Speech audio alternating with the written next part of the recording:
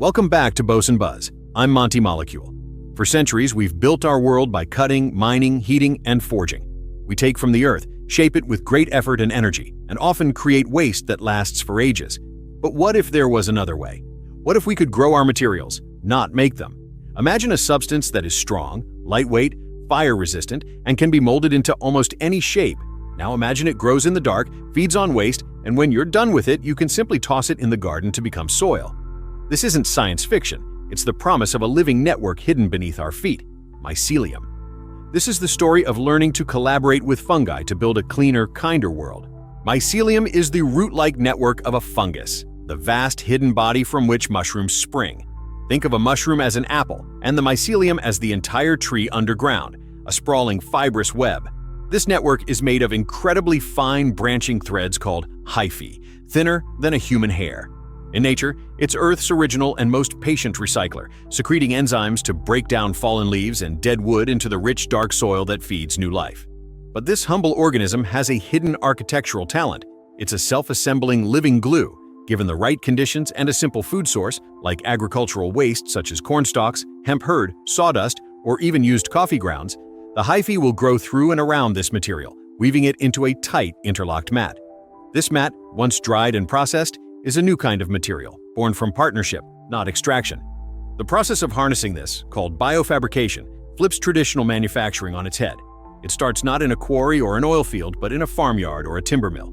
Agricultural byproducts that would normally be burned, releasing carbon, or sent to rot in a landfill, producing methane, are collected, chopped up, and sterilized.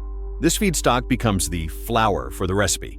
It is then inoculated with a selected strain of mycelium, chosen like selecting a seed for its specific traits: fast growth, superior strength, flexibility, or water resistance. This mixture is carefully placed into molds.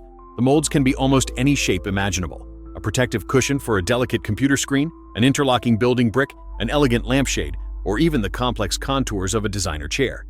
Then, the magic happens in a quiet, dark, humid incubation room. This is the anti-factory floor.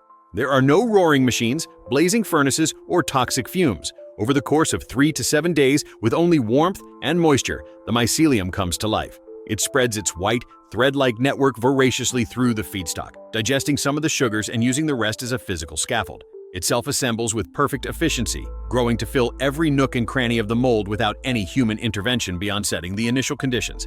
It's like watching a solid object grow itself from the inside out. After its growth cycle, the object is demolded. It's now a living, spongy, and surprisingly sturdy block of bound-together organic material, smelling faintly of earth and mushrooms. To stop the growth and give the material its final durable properties, it is heat-treated or baked at a low temperature in a kiln.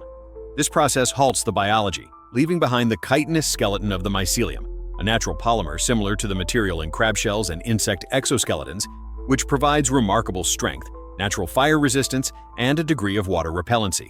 The final product is lightweight, often with a texture between soft pine and dense cork, and is completely non-toxic and biodegradable. If you no longer need the mycelium brick or packaging, you can break it up and add it to your compost heap, where it will be consumed by microbes and worms, returning to the earth as nutrient-rich soil in a matter of weeks, completing a perfect circle. The applications of this grown material are leaping from the lab into our daily lives in surprising ways. In packaging, mycelium-based materials are already replacing polystyrene foam for protecting everything from wine bottles to delicate electronics during shipping.